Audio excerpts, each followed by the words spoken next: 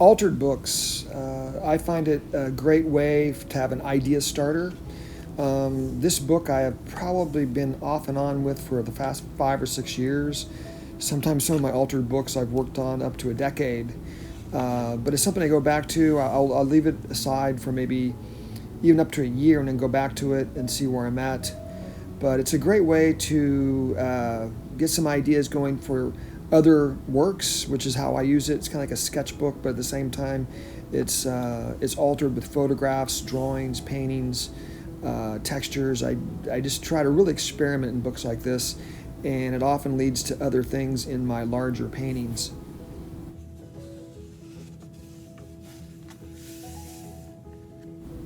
This is a children's book I found that a library was basically throwing out. They were going to get rid of them, so I took a few, and I think this is pretty old. This is a fairly old book. It's a Norwegian book from the front of the book. This is what it said anyway.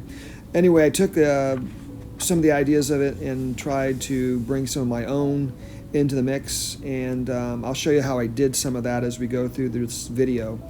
But anyway, I wanted to show you today how you can use something that exists and recycle it. I often tell my students to recycle their work, and an altered book is a great way to do that. As we go forward, if you like this video, please subscribe and hit the like button. As always, I appreciate all comments, and I like to try to answer all of them if I can. Here now are some close-ups of the book that I'm doing. You can see I've added collage, but also gone back in with ink. Here's a section how I do it. I will go in and paint over certain areas in the book, and after it dries, and that's done with acrylic, and then I have acrylic marker here. I'm bringing back in little details that I'm going to draw of my own.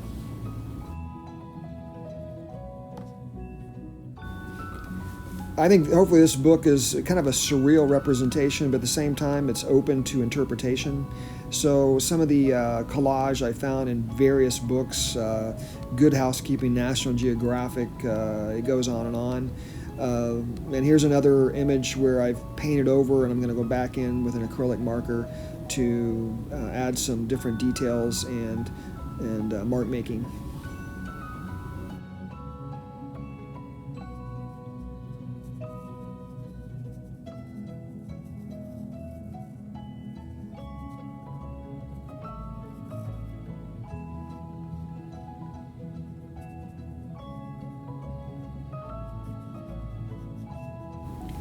A book like this is really meant to really kind of have fun with the mediums and not get stuck. Whenever I feel like I've been stuck, I'll go back to a book like this and take a look at it. And I don't have a notion, a preconceived notion. Once again, I mentioned that through several of my videos.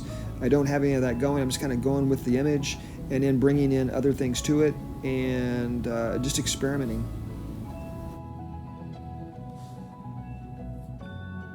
Resurfacing an altered book can really make you surprised sometimes with the results after you bring different things to the equation.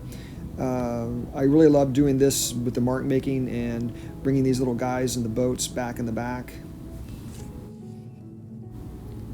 And after this, I'm going to show you here how I started on making a blank page, and this has pretty much been whited out with acrylic paint.